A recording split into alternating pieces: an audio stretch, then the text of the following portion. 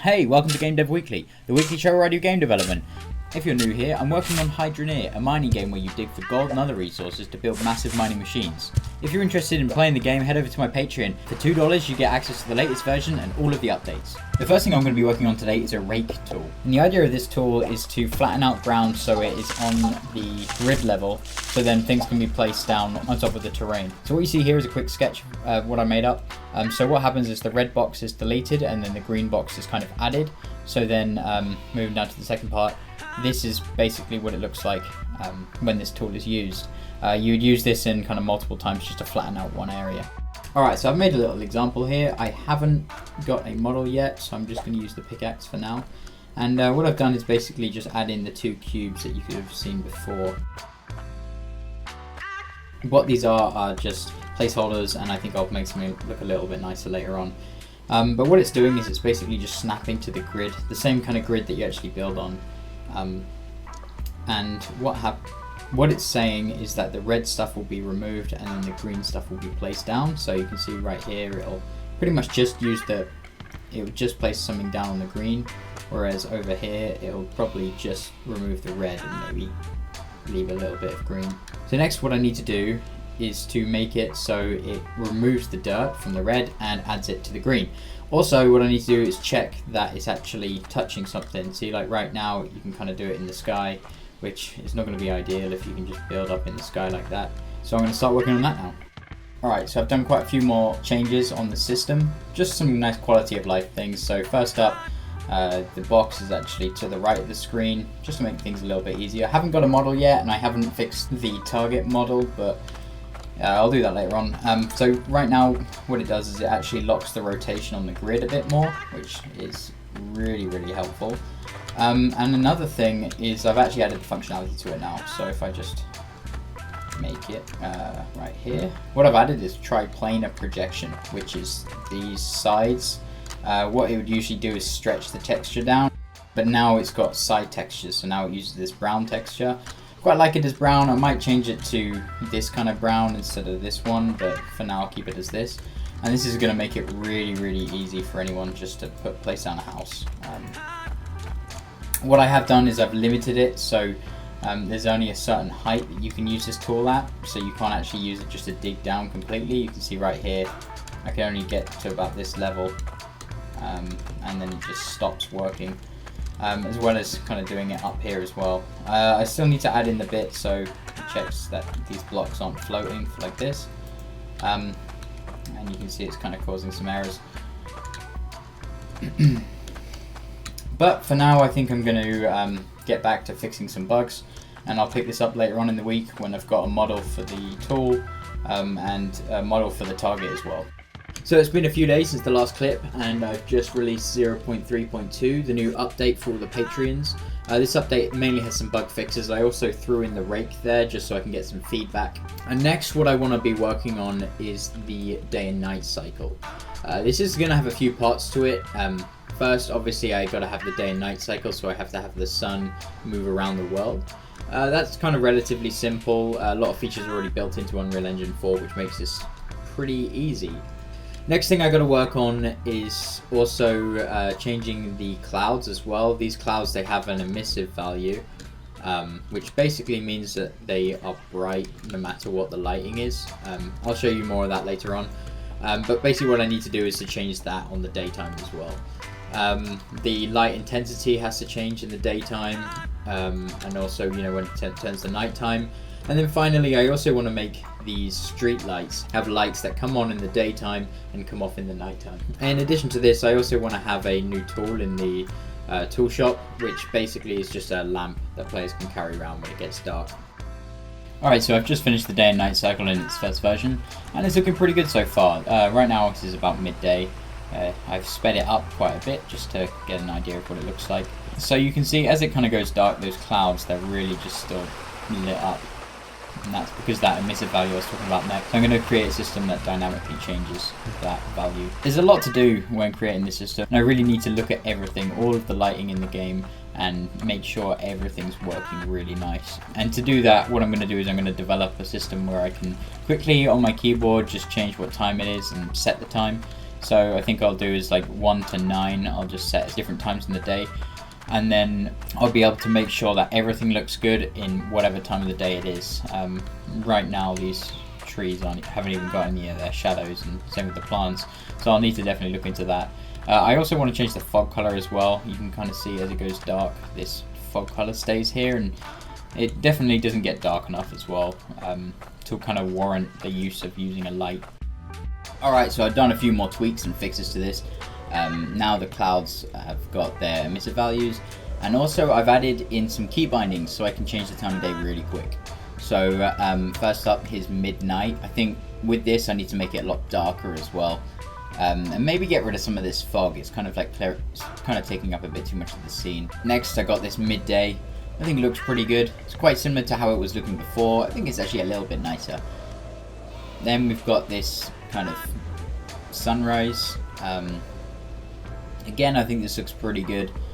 Might need a little bit of work. And then also the sunset, which is looking good.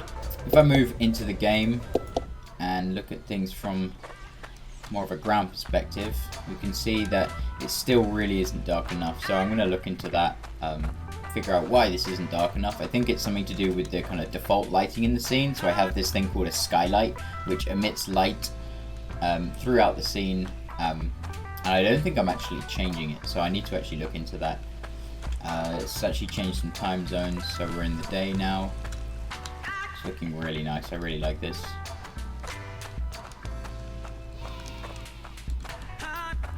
And the sunrise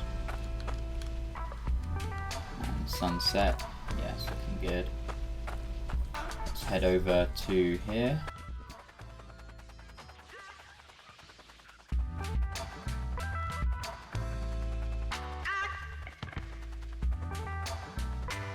Okay, let's test some of those time zones here.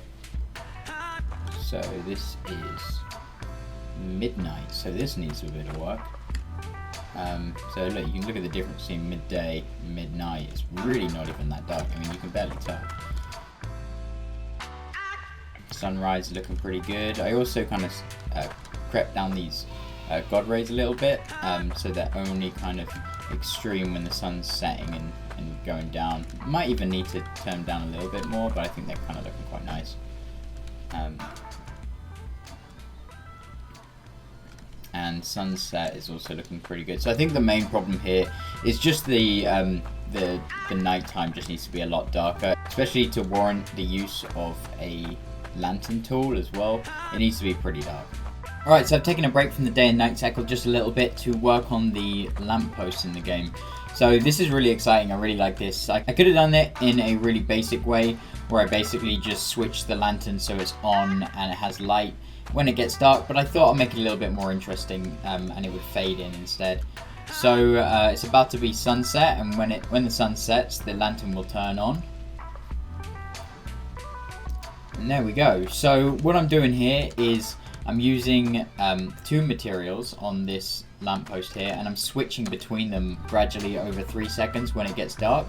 And again, you can see here this uses an emissive material. And if you know me, you know I love emissive materials. It's like my favorite thing in game development, and they're the same things I've been using on the cloud, mentioned earlier a few times in this video, and I'm using the same thing on here. It uses the same kind of principles as the Crucible does. A few videos back I created a crucible where when it gets put into the fire, it starts to heat up and the material changes. And this uses kind of the same system.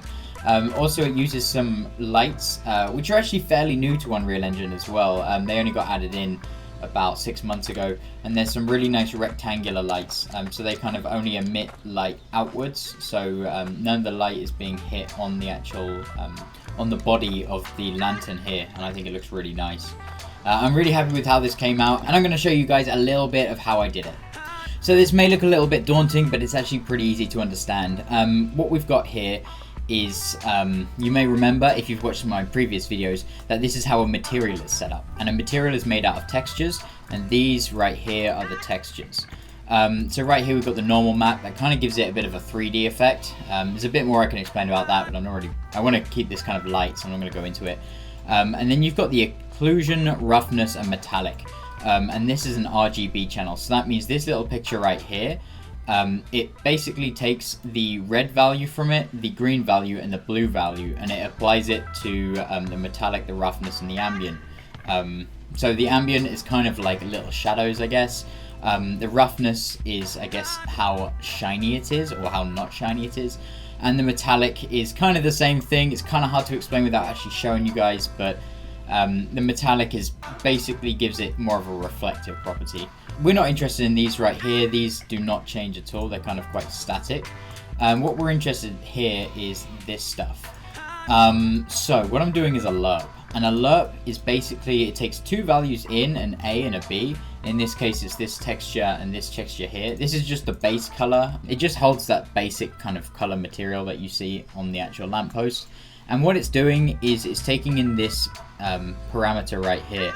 This is what we call a lerp. So what it does is I'm passing through a variable from 0 to 1 as it changes its color. If the value is 0, then it'll take just this. If the value is 1, it'll take this. If it's 0.5, it'll take half of this and half of this, and then pass it through into the final material. This is the emissive values. So what I'm doing here is I'm just using a black mask, which basically means it's a completely black image, and that is being lerped. So again, that's being mixed by the input value, which is this alpha value here, and that is just being mixed by this right here. And this image, this is the orangey look on that lantern, and I'm multiplying this by 5 right here just because I want it to be like super bright instead of kind of a bit dim. So then I'm just passing it through, and then that's going straight into the emissive value right here. So that is basically how it's set up. It's quite interesting. I decided to go with this rather than just changing the materials just off and on. I thought this looks a lot cooler and a lot nicer if you're walking past one of these lanterns, they turn on. I think that's kind of a nice feature, and I don't ever want to take the lazy route with this game at all, or any games for that matter. So I'm really happy with how this came out. There's a tiny bit more work I want to do just to make it look a little bit nicer, and I've also got to do the dwarf one as well. So I'll crack on with that, and I think that might actually do it for this week. I really wanted to cover more things this week, but I had the update coming out earlier this week, and also starting my job at this bar kind of tied me over for a little bit. I also have the giveaway I do every week. Leave a comment on the video, and in a few days I'll go in there and randomly pick one out to give you a free key of my previous game, The Scuttle. If you want to support me, like the video, consider subscribing or becoming a Patreon. That stuff really does help out. I hope you guys enjoyed the video, and I will see you all next week.